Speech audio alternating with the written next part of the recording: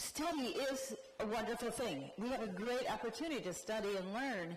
And I must say, I met so many compassionate teachers, geshes and lamas from India who came to the United States and taught at the Tibetan Buddhist Learning Center, for example, and who embodied this, who just embodied this kind of kindness in their way of teaching, and they were brilliant scholars on top of it. And they all sort of went together. And so we can see that if, assuming they were scholars, they were practitioners. They were people who had really taken to heart and put these teachings into their minds and into their lives and behavior.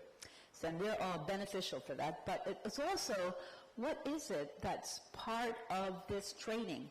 It is analytical work. It is rationality. It is thinking. What are the steps? And how do I change my attitude? Well, I have to bring in some kinds of different ways of thinking to move my stereotypes away. I have to allow kind of an idea that compassion isn't just a feeling, but it is something that you can train and think about the ways that it can be developed, and the texts lay these things out. For example, in the verses that you have here, this was sort of this was Sjbccny's first 5 verses, and Tsongkhapa wrote a major commentary on Sjbccny's work, and this is just the beginning of the book. But he praises compassion really strongly, and says it's important at the beginning, middle, end of the path, and then he starts talking about the causes of our suffering. And we should, and it's unusual for a writer, Indian and Tibetan writers in the Mahayana to be praising a quality of mind. Usually it's praising different teachers and Buddhists. But Sjbccny has made this, like, this is the key point, and I can do it in 5 verses, 4.5 verses, and I can set out some of the major understanding of what is causing suffering in beings, and I can lay out what kinds of compassion need to be developed. So in the 3rd verse, he starts talking about seeing compassion, having compassion for beings who are ignorant. They have adhering to a doxin, a grasping for self and for the things around them, and including their bodies and possessions, etc. And they're like rambling buckets of a water wheel. So this image becomes, Tsongkhapa pulls out that image, and he's able to explain in more detail than Sjbccny what they refer to. And then in the 4th and 5th, the 4th verse, he said, homage to compassions for being seen as evanescent and empty of inherent existence, like a moon in shimmering water. And Sjbccny talks about these 3 compassions briefly, and then Tsongkhapa lays them out. The Tibetan Semchen la mikbe ningje, chila mikbe ningje, and mikba la mikbe, mikme la mikbe ningje. And when I heard the mikme, I thought, oh, mikme tsewe church and chanvesi, I think that, like, oh, okay, so this. Somebody who has great compassion sees beings like a moon in shimmering water at a higher level. They can blend the wisdom and compassion together. They never lose the compassion that's deeply understanding of sentient beings' sufferings, but they also develop their wisdom of understanding emptiness and the right way so that they work together. And let's see, where was I? So it was one thing that Tsongkhapa did right here in his discussion of Sjbccny. He asked a question, and that's what that sort of central little Tibetan verse, this section from the Illumination of Thought that this idea comes from, the name of the text that Tsongkhapa wrote. No, let me just get it so I can say it in following Jeffrey Hopkins' translation. He raises a question after hearing there's compassion for beings who are suffering, but is that enough to, bring about compassion? Seeing them as suffering in all these various superficial and more deeper ways. The three types of compassion, if you know that type of thinking about superficial compassion and passion of change, suffering and the suffering of change, and the pervasive conditioning of suffering. Oh, that's a lot. It's a lot to think about. Think about all the sufferings of beings and how they're tortured.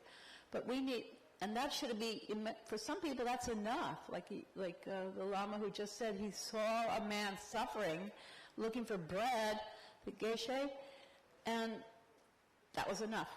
Get him moving on a compassionate, project that has now benefited so many people. And so Tsongkhapa's answer here is, well, no, it's not enough, because we differentiate people between friends, enemies, and strangers. Our compassion is partial. So we have to broaden our compassion through techniques that will cut through that division, that would make us feel closer. And he uses this phrase, in the world, he said, why do we feel happy even when an enemy is suffering? And why do we neglect strangers? But why do we feel badly when our friends are suffering?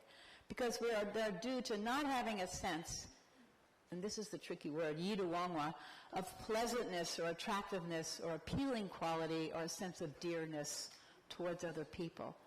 So the compassion training is exactly kind of that, of helping us learn to feel closer to people in various ways, to break down the barriers, both through, to be able to feel them as dearer and closer to oneself as a basis upon which to get higher, more deeper levels of compassion. And that quality, maybe it's empathy plus something else, but that quality can be cultivated to a more intense degree by these trainings that utilize the analysis, like thinking of all beings as your mothers, remembering their kindness,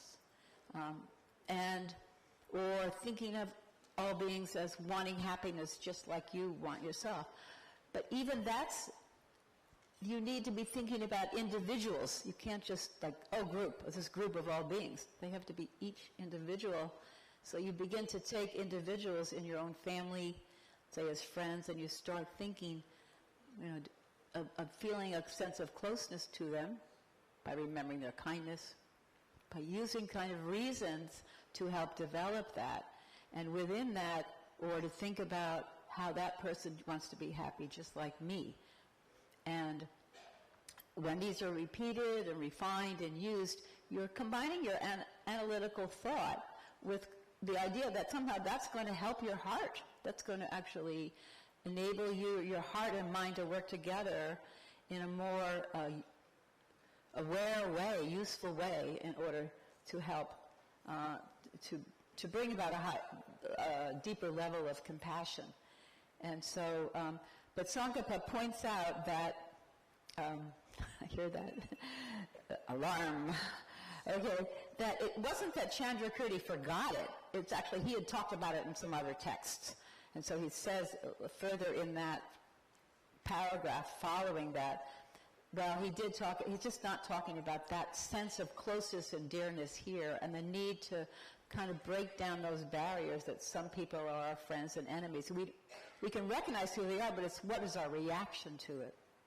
We're not stupid, We have to know who's helping and harming. But no matter what, we have to be able to hone a deeper level of connection with people on these various levels. So I think I didn't get into the... No, you have time. I have time? See, he's giving... He's seating me. A few minutes for the... Okay. All right. So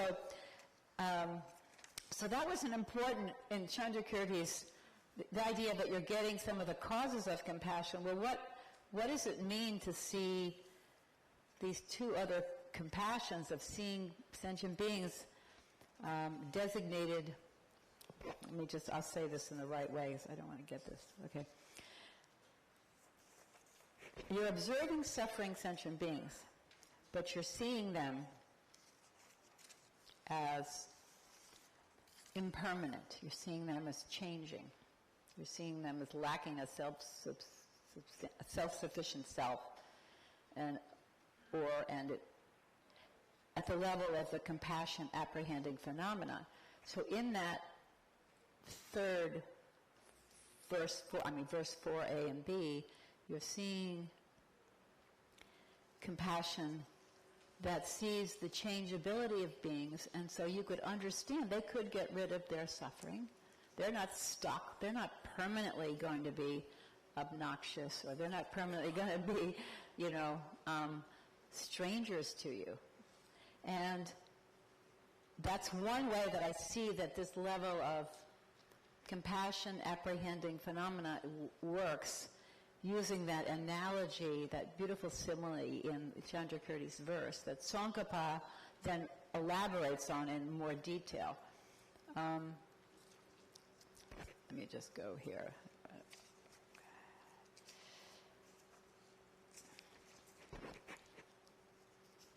So there's a way that those two lines in that verse, compassion to being seen as evanescent and empty of inherent existence, like a moon in rippling water, it serves philosophically to touch on two levels of the training and understanding the nature of reality. And how are they? Well, we can see the rippling water. Yeah, I got that. That's impermanent. And then it's a reflection of the moon. And I thought, well, what's that? Okay, so then when you think about a reflection of the moon, well, it looks like a moon, but it's not. And that sort of describes the basic problem. We don't see reality because we think things are intrinsically existing or inherently existing from their own side, and we're over here, and we see self and other and this very near, they're distant from us, and because we have this very fixed sense of ourself and other. And so that's like a intellectual version, like a beginning understanding. And so I have to imagine that the person who really is at a higher level, the Bodhisattva superior, who really does have tremendous compassion for beings who are suffering, but also sees them as empty and inherent existence, is bringing together the compassion and wisdom within the one mind. At a lower level, he's seeing things like an illusion. Well, he's very high because she is at a direct understanding of emptiness. But when she comes out of the meditation, she sees things like an illusion or like a moon reflection in water, but still has tremendous compassion for those beings. Partly because their own conception of their own self-nature has been kind of blown apart. They are not fixed in that sense of themselves as fixed and solid and very different. And of course, than other beings, they feel much closer. Other beings are also not in that same situation. And they can understand that those beings who are stuck in suffering are partly stuck there because they have this misconception of self that I mentioned earlier in that third verse, the sense of adhering to the self and everything connected to it. So this is, to me, is part of these three types of compassion really are the same compassion and the wish to free beings from suffering. So they're seeing beings as suffering. And the first one has the knowledge of how they're suffering. That's reason. But the second two levels are a little more subtle in understanding the nature of reality and still maintain the compassion. And so this seems to be like a really important point of this Tsongkhapa's book here, that is not discussed, say, in the Great Treatise on the Stages of the Path, when he's laying out the methods to develop compassion and spirit of enlightenment. So I just kind of wanted to make that point, that he spent some time doing that, and when I Xeroxed these pages, I Xeroxed the section. I didn't Xerox the section on the all of it to get in the three types of compassion, but I just kind of wanted to give you an idea. This is kind of how Tsongkhapa worked. He had a retext, the verses of Chandrakirti, and then he wrote a commentary, okay, laying out, expanding, unlocking, further developing, and answering questions and qualms, that come up. And that's one of the wonderful things about the Tibetan tradition in general, commentarial tradition, is being able to see the link to India, Chandrakirti's 6th century, 7th century, say 600 years later, so more or less it's Tsongkhapa writing on Chandrakirti. And Chandrakirti was writing on the Garjana 600 years before. And then you have the commentators in the modern world, Geshes in this room, and professors in this room who've written a lot, on Tsongkhapa and explaining his teachings, and also creating things that now enact the teachings of the links between compassion and wisdom in the real world. I'm thinking of Bob's and Tibet House, and for example, Thupten Jimba's the projects of the compassion training. So, I want to thank you. Okay, that's all. Thank you very much, Dr. Natalie. And now we have about 10-minute session, Q&A session, and I'm sure we will have a little more time at the end of the presentation by Dr. Jimbala. But at this point, we'll have, if you have any questions to Dr. Natalie, please raise your hand and we'll have the mic over to you. Let's just cede the time to Jimba. I want to hear about it. Okay. Hello. Hi. Professor, thank you for speaking about different levels of compassion. Mm-hmm. And you mentioned how we might feel differently based on who the person receiving the suffering is, whether it's an enemy or a friend. I wanted to ask you how you think a sense of pity fits into all of this. In Tibetan, we say, Nyingje, compassion, but for pity, we say Nyingjeya, and they use the same word. Yeah. And so it's very interesting. I just wanted to ask you can about you use that. it in a sentence so I can get the sense when you would use the word pity? Because in English it has a sort of connotation, but I can give you what I think the word means in English. But yeah. An example, like if you see somebody, maybe somebody falls, you might say oh Nyingje, just. Oh, Ninja. Oh, too bad. Right. Exactly. Oh, I'm sorry. Exactly. That's why you fell. Like that. Yeah. That definitely seems like that's a good thing in the way that it reflects a kind of natural response that we have when we see somebody injured. Like in little children, sometimes you see it. Very little children, they start to cry if somebody else is crying, But yeah, that sense of oh, I'm so sorry. Yeah. There's that side of it that is a human sense of empathy. You're tied, you have a closeness, and it just comes up. So, but sometimes the word pity has a negative connotation of just feeling sorry that I'm up here, and well, too bad for you. I can just go away now, not have to think about it, not have to do anything about it. And that's pretty familiar, it's not. And so a lot of our compassion might stay on that level of just feeling a little bad, and maybe we call that fleeting compassion, just very momentary compassion. It's just there for a minute and it goes away, some new thing comes in our minds, and that's that. So I would say that it's both a good sign that you're connected And then the question is, what then do you do? And what is interesting about compassion training, some people have these qualities naturally, is that it does tie you into people more. You know, like all those people in the subway gluing in there. You know. But sometimes you put your phone down and just think, wow, what's that person feeling? I don't know, but I could see that maybe they want to be happy, you know, and they want to be free from suffering. Or, you know, our advisor in the compassion training, she said, why don't you say hello? Say hello to the people next to you on the subway. It's interesting. I did try it a couple times, you know. You've got to be careful, you know. But it is true that we get into habits and we don't even think of talking to strangers, you know, unless it's just for some reason something happens in the subway car and everybody laughs at it or whatever, you know.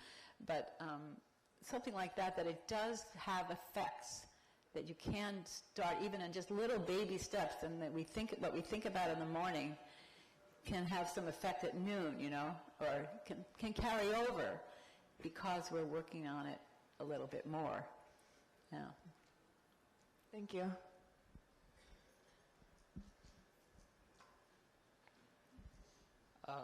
Professor, I have a question on the, right now, after 600 years of Tsongkhapa's enlightenment, we are talking about taking compassion out of context, in the sense that we are talking about using compassion as a treatment for different challenges that we face in the modern world, without really contextualizing where that compassion come from, sort of a cultural background or spiritual background. 600 years ago, Tsongkhapa basically came with a comprehensive understanding, training, cultivation, and practices of compassion.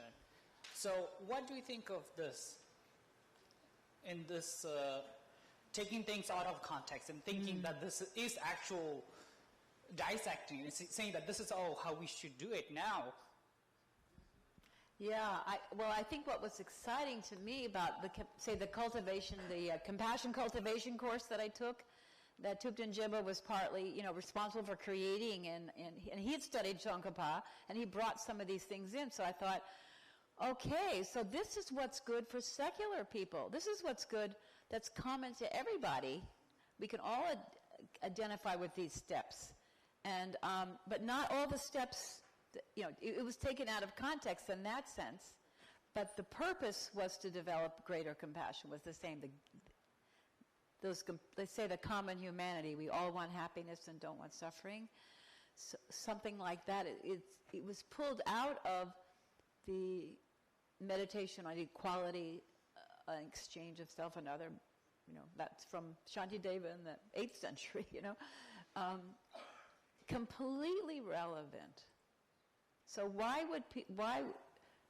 I feel now much more at ease, I think, with the idea that you can take things out of, quote, one religious context and find their universal human, you know, a value and application in our modern world.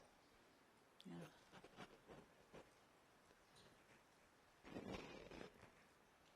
More questions?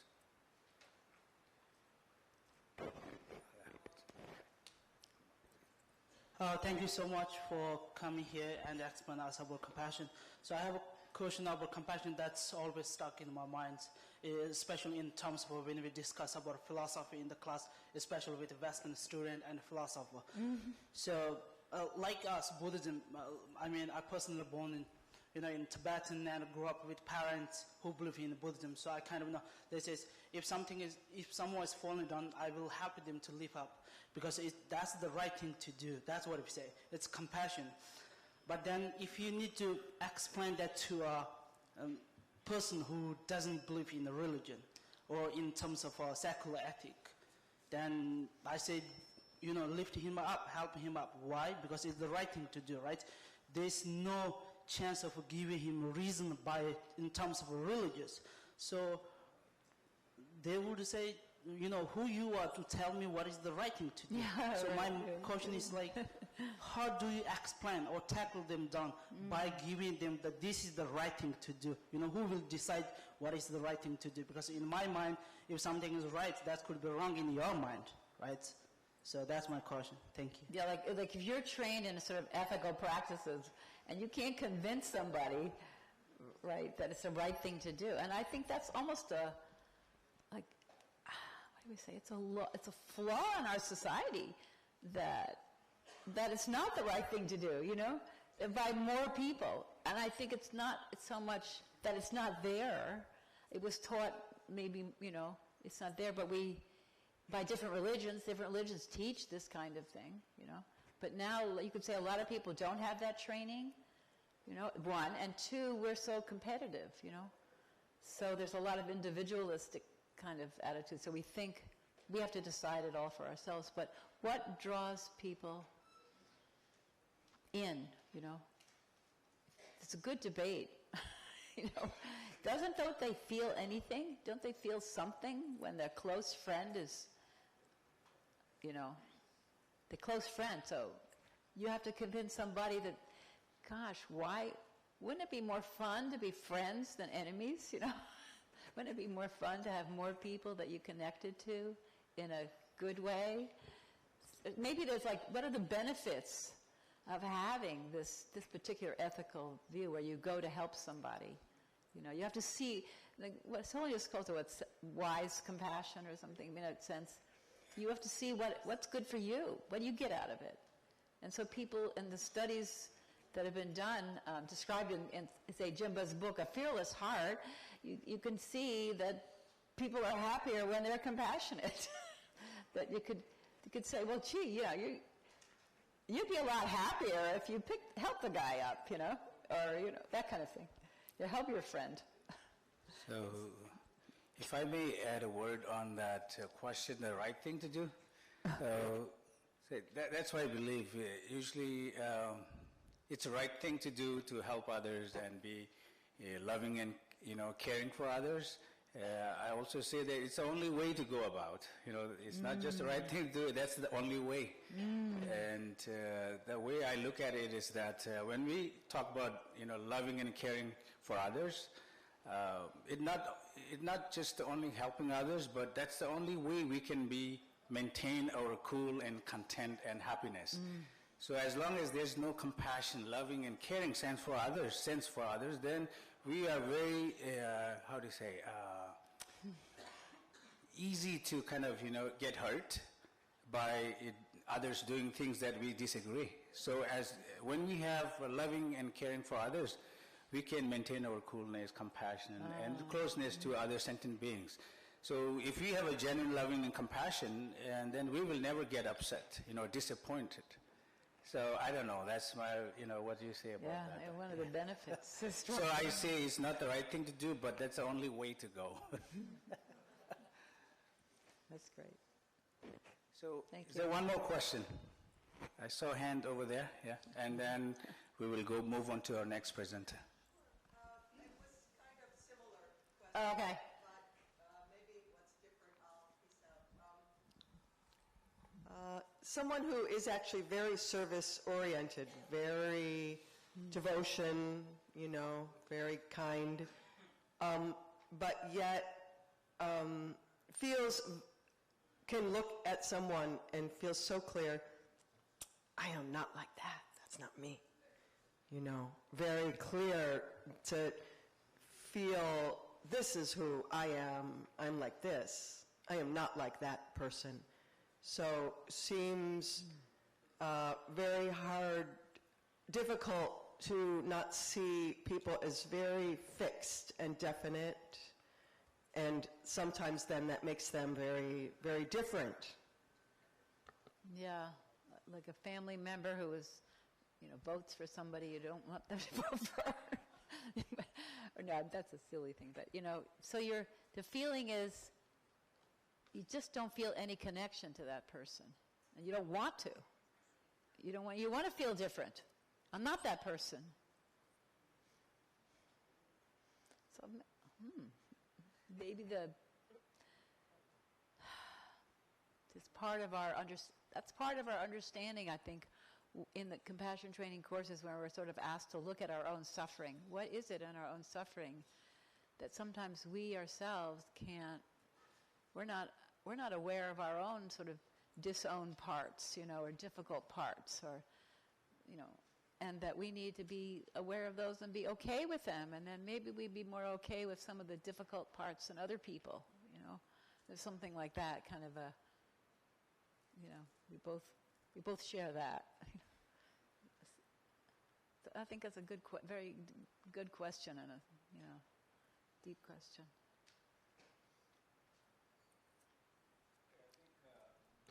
So with that, we will move on to our next presenter. And we have Dr. Sjbccny Jimbala. And Dr. Thupten Jimbala is a former Dzongkha Chöde and Ganden Sharcha monk and a Geshe Larampa with a BA in philosophy and a PhD in religious studies, both from Cambridge University, where he also worked as a research fellow. And Dr. Jimba has been the principal English translator to His Holiness the Dalai Lama for over 30 years. And since 1999, the general editor of the Library of Tibetan Classics series. His publications include major translations, including Je Tsongkhapa's Elocution of the Intent, Gongbarapse, as well as books on self, reality, and reason in Tibetan philosophy, Tsongkhapa's Quest for the Middle View, and the recently released biography, Tsongkhapa, A Buddha in the Land of Snows. Dr. Thupten Jimbala is the main author of CCT, Compassion Cultivation Training, an 8-week formal program developed at Stanford University. He is the founder and president of the Compassion Institute, the chair of Mind and Life Institute, founder of the Institute of Tibetan Classics, and an adjunct professor at the School of Religious Studies at McGill University. So with that, may I have the honor to present Dr. Thupten Jimbala.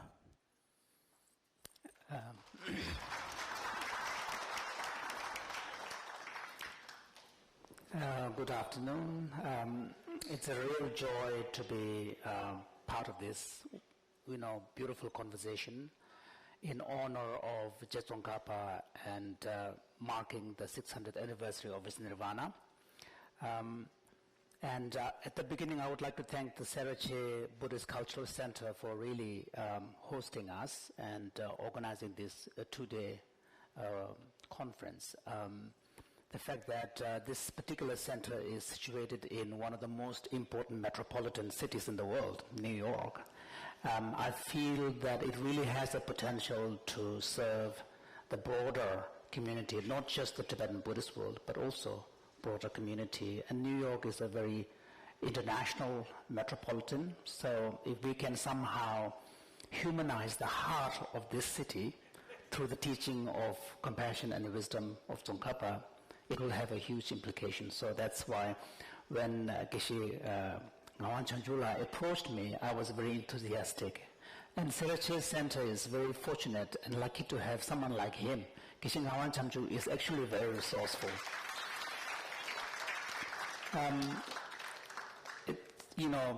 Having listened, one of the advantages of being the last speaker of the day is that you have the benefit of getting the wisdom of all your previous speakers. So it has been for me personally a wonderful experience with beginning with Professor Thurman's beautiful articulation of seeing Tsongkhapa as a Renaissance man, and ending with really, he took us to this 35,000 feet view of how can we in this 21st century really appreciate the historical importance and the role of this great Tibetan thinker who passed away 600 years ago. And he concluded by making a very important point that as the contemporary society, particularly the Western world, struggles with the challenges of nihilism, which you call believing in nothing, it's a form of nihilism, that there may be something in the teachings and wisdom of this great Tibetan master that somehow could be a curative, a source of healing. And I personally believe that too. We then had a beautiful conversation on Khyentse Rinpoche's, powerful illustration of how compassion means when you put it into action. And the point that compassion should not stop just at the level of feeling and thought. If it is going to make a difference, it has to make a difference through an action. We had Tenzin Gyalme Rinpoche explaining how one of the ways in which we need to appreciate the future generation of Tibetan Buddhists is the remarkable contribution of Je Rinpoche in really providing us an amazing synthesis, not just of the teachings, but actually providing us a powerful framework of how to study, how to distill the essence of the teachings on wisdom and compassion, that in a way that we as students can practically engage in. And then Natalie, of course, gave us a beautiful teaching on how can we understand compassion, not just at the level of our emotion and feeling towards another person, and how can, in fact, we bring in the element of wisdom to really refine and enrich that compassion so that a genuine compassion gets to a point where compassion is combined with the wisdom, where there is almost like a sense of a lightness of touch. Generally, compassion is an emotion that draws us to our object of concern, but there is also a tendency to grasp. And that grasping manifests in the form of attachment, which then runs us into trouble, because attachment necessarily involves excluding others whom we don't identify ourselves. And the function of wisdom is to really help us, remove those barriers that constantly chain us, so that our compassion becomes more narrow and so on, so that it allows us to expand that compassion. So the three levels of compassion you talk about really beautifully explains the role wisdom plays in fine-tuning our compassions. Because otherwise, sometimes we tend to naively think compassion, oh yeah, I have it, I got it. What's the big deal about it? Why are the Buddhists constantly raving about teaching on compassion? Everybody has it.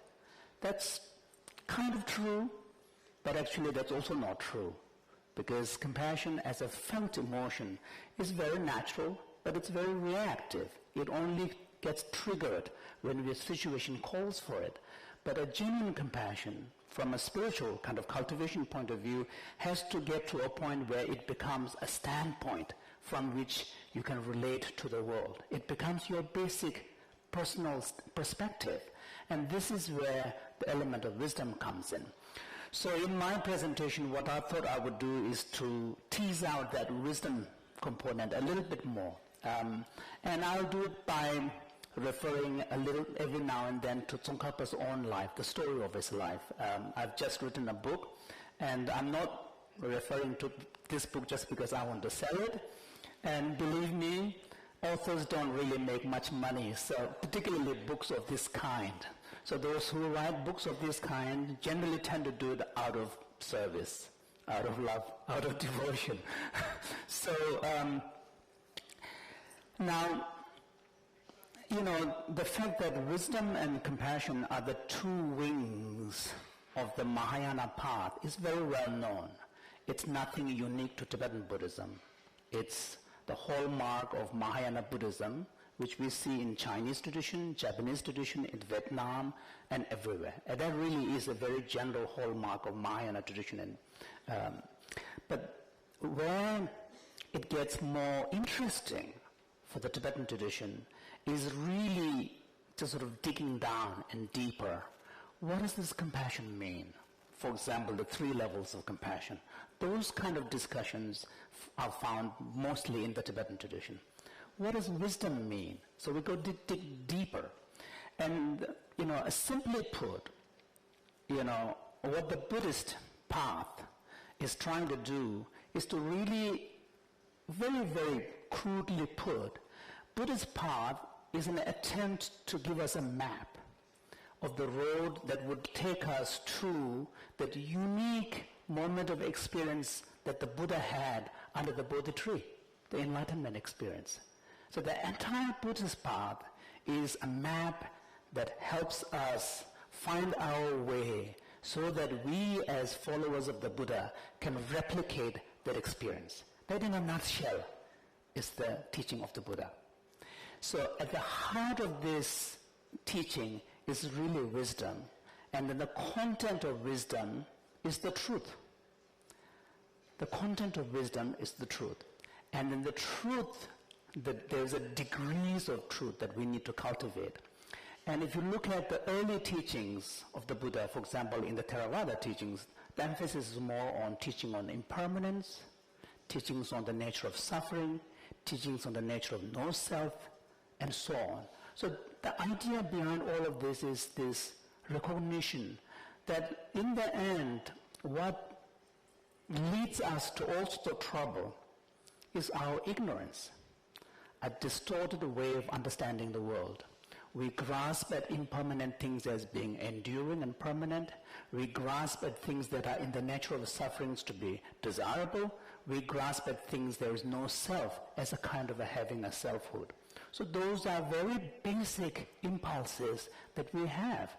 And this is very much part of our sentient beings creature. For example, we all assume that when we walk on this floor, that the floor is not going to cave in.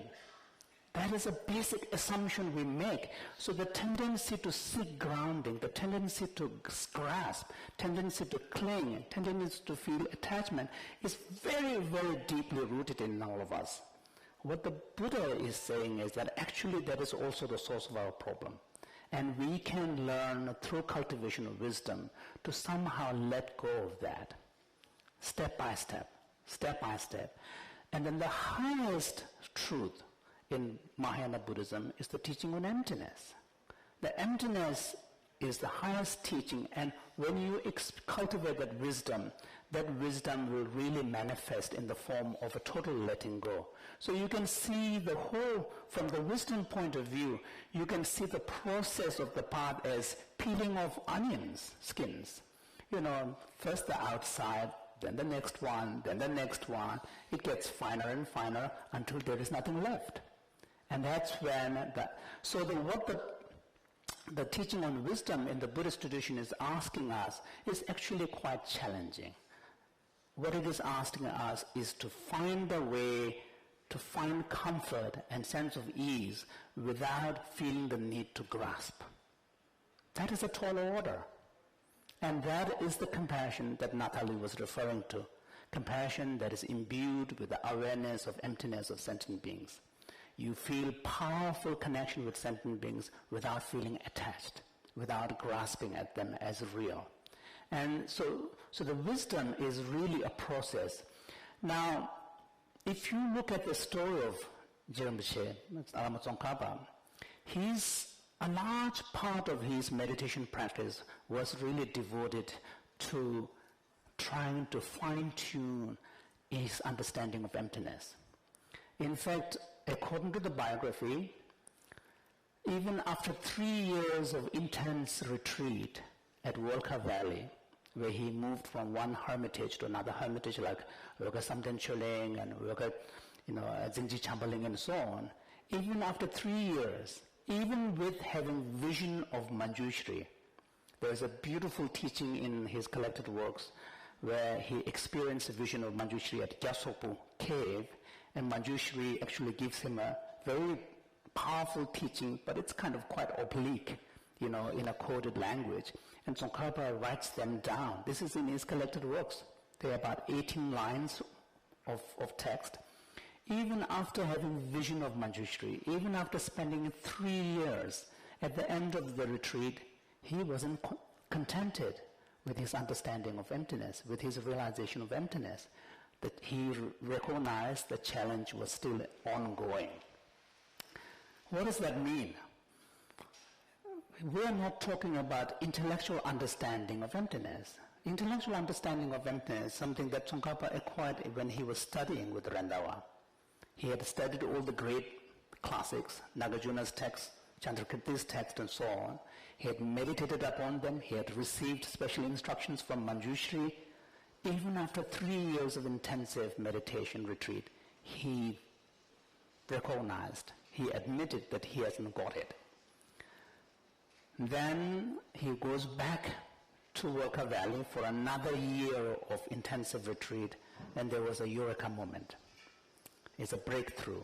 And when that breakthrough happens, he was so inspired that his immediate response was to write a beautiful hymn praising the Buddha for teaching dependent origination, Tendetoba. So that was his first act. And what that experience, in a sense, I tried to capture this in the book because I have to dig around. This is the kind of modern style of writing. And Tsongkhapa being a monastic, monastic members are not supposed to boast their experiences. In fact, it's if they do, it's infraction of one of the precepts. And so the monastic members themselves tend to be very humble, but I looked around it.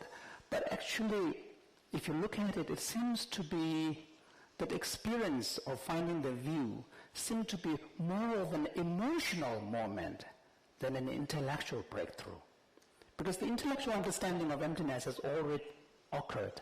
And many of us, Kishil Harampas, we have studied years of Madhyamaka, and I may not be boasting, but I think I can say that intellectually I can understand the teaching on emptiness. But I cannot claim I realized it, because I think realization involves an ability to emotionally feel connected. So I think it's more of an emotional moment where there is a total revelation. And so Tsongkhapa, at that moment, I think understood what Nagarjuna meant when he said, for whom emptiness is possible, everything is possible. For whom emptiness is not possible, nothing is possible. So this understanding that once you have a true understanding of emptiness, the whole world makes sense to you. I think it's a revelation of a kind of a total awakening. And this is exactly what the Buddha meant when he says form is emptiness, emptiness is form. So this equation between form and emptiness. So you have no disparity between the way you see the world and you experience the world. There's a kind of a oneness. And this is also quite beautifully captured in Tsongkhapa's, I'll read only one passage, okay? So, where I'll read some more. There's, for example, in the Tendetoba, in praise of dependent origination, he got so excited and enthused, he says, he's talking about the Buddha. All of this is devoid of essence, and from this arises that effect. These two certainties complement each other with no conflict at all. What is more amazing than this? What is more marvelous than this? If one praises you in this manner, this is a real praise. Otherwise, it's not. So he's talking about the total non-duality and indivisibility of the conventional reality and the conventional truth and ultimate reality of emptiness. How, the very understanding of the conventional world of cause and effects lead you to recognition of the absence of inherent existence, and how very understanding of emptiness immediately leads you to the understanding of the interdependence of things. So in other words, when that moment occurs, emptiness and dependent origination, that just becomes two sides of the same coin. There is no disparity, there is no duality, there is no divisibility. And that really seemed to have made a huge difference. And after that moment, all of his writings were very different. So I think here, one of the points that I want to emphasize, following up on what Natalie said, is that genuine understanding of emptiness, a genuine wisdom, really has to make a difference in the way in which you see the world and in the way in which you experience the world. And that perspective on the world has to be imbued by the power of compassion, because you're going to see all sentient beings as no different than yourself. There is no gap between you and the other sentient beings, because in the end there's nothing fixed. So your relationship with the other sentient beings, particularly through the lens of interconnectedness and dependent origination, is going to be so powerful. There's no barrier between you and the other in bringing that compassionate response. And then you can see compassion and wisdom powerfully coming together. Now, of course, for the Buddhists, this is a path that we need to cultivate over a long period of time, not just in this life, make prayers so that we can continue to cultivate next life, and our aim is full enlightenment. But in the secular world, for the secular-minded, I believe that the message still is valid. Even if you don't believe in rebirth. Of course, Thurman was attacking that if you don't believe in rebirth, there's nothing waiting for you. So even if you don't believe in rebirth, and even if your concern is just matters of this life, even there, I think that the value of these teachings still remain valid. Because at the end of the day, the essence of the teaching on compassion and essence of teaching on wisdom is really about finding a way to being a truly human, living with a full human potential. And there, of course, in the Buddhist context, we will present this in a Buddhist framework, Buddhist language, Buddhist cultural, context. But in a more secular world, we can present this in a very universal way. And that is one of the reasons why, I personally, although I'm myself a Buddhist, my own daily compassion practice involves meditation on the Buddha of compassion, thousand-armed, chanting Om Mani Padme Hum. But when I developed that compassion training in a secular context for Stanford, which is now offered through Compassion Institute, I was thinking this more broader universal application. And in a way, it is a challenge because you don't want to compromise the integrity of the practice and the insights, but at the same time, you don't want to assume certain cultural context. So the challenge here is to strive to this fundamental, truths and insights that are direct relevant to fundamental shared human reality. And in a sense, all the religious teachings, even though we classify them, group them differently, but from their own point of view, all the religious traditions will say their teachings are for everybody. Buddhists cannot say teaching on compassion and teaching on bodhicitta and teaching on impermanence is only for the Buddhists. And Buddhists cannot say that the fundamental truths discovered by the Buddha are relevant only for the Buddhists. No, it's relevant for everybody. But the challenge is, how do you frame it in a way that would speak to everybody, that wouldn't assume familiarity with the cultural context, cultural framework, and the religious-based language that it generally tends to be embedded in. And this is where the challenge is. But the basic relevance of these teachings of wisdom and compassion, I think, is relevant, particularly in our age, especially today, when in different parts of the world, we are now really struggling with growing tribalism, us and them. And, many societies are struggling with how to deal with influx of people who look different from us, somehow, which is changing our normal order. How can we respond? So in this context, I think one of the central messages of the teaching on compassion and wisdom is the call for us to connect with everybody at the basic level of common humanity. Shantideva's teaching, just like there is a beautiful line in Lama Chöpa where the Benjamin Sanchogen says that when it comes to suffering, I do not wish even the slightest. When it comes to happiness, I'm never satisfied. In this, there's no difference between myself and others, so bless me so that I can take joy in others' happiness. That's a powerful teaching. That has nothing to do with Buddhism in a unique way. Who says that's only Buddhist idea? That attitude is applicable and valuable for everyone.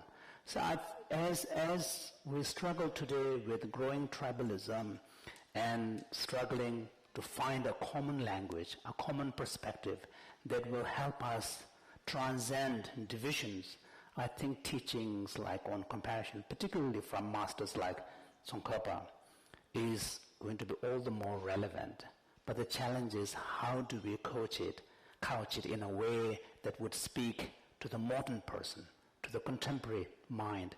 And in this respect, I think, the centers like Sjbccny Buddhist Cultural Center should really take to heart His Holiness's advice to many Tibetan Buddhist centers to really say, in addition to serving the Buddhist community, you should also make sure that you make your center a learning center where others with non-religious background may be able to engage in studies that would take essential teachings and adapt it in a secular way.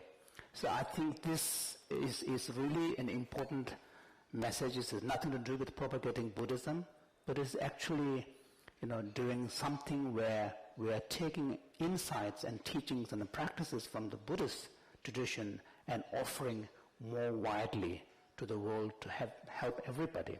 So with that, I'll conclude, and it's been a real joy to be part of this, and I'm looking forward tomorrow to be doing this again in my own native tongue, Tibetan. Thank you.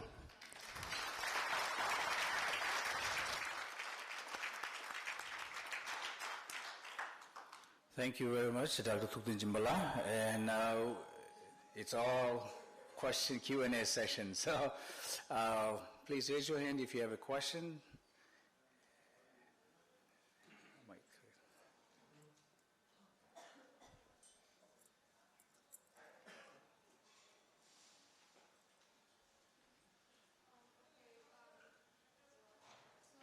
This is a very sensitive topic, and I'm not asking this. I'm asking this out of pure curiosity, not to offend anyone or start a fight. So I believe that compassionism is a great practice. However, at times there are people who will take advantage of that kindness, and this can be seen in our history because one of the reasons why China took over Tibet was because they viewed us as an easy target. And because of that, they unfortunately have conquered and taken over our country. And so what I'm asking is, although compassionism is a great practice, do you agree on the idea that there are some flaws to it as well? Okay. Thank you for the question. And you don't have to apologize for offending people. Clearly, in the contemporary modern world, there are some, let me say, misunderstandings about the idea of compassion. Because when we talk about compassion, a lot of people immediately think in terms of being soft, being gentle, giving in, letting people do what they want. In a way, those are important aspects of compassion, kindness, and so on. But compassion in itself does not really require that kind of action. Okay? What compassion does require is when you are confronted with a situation, you never forget the humanity of the other side. That is what compassion calls for. But as to how you respond, whether you respond in kindness, whether you respond out of toughness, that is, a situation has to determine it. Compassion does not dictate that you always be kind. Compassion does dictate you don't forget the other person's humanity. Okay? So that's one big point. So, and if anything, I would say to adopt compassion as a standpoint to respond to a situation and a challenge requires courage. Because anger, frustration, and fear is a much easier response. Compassion is a much tougher response because compassion is a much more conscious response, okay? So that, I think, is an important point to make. Now, with regard to the historical point about why Tibetans lost Tibet, it's more complicated. I don't think just because Tibetans happen to be easy target and kind and seen as weak, and I don't think that is the case. We, in a way, I don't want to go into the history and the politics, but my own sense is that we happen to be victims of history. We are tragically victim of history because Tibet in the 18th, 19th century, for whatever reason, chose to remain very isolated, So even during the Second World War, when the Allies asked permission for the airspace, Tibetan government refused because we were so inward looking. We were so, insular. That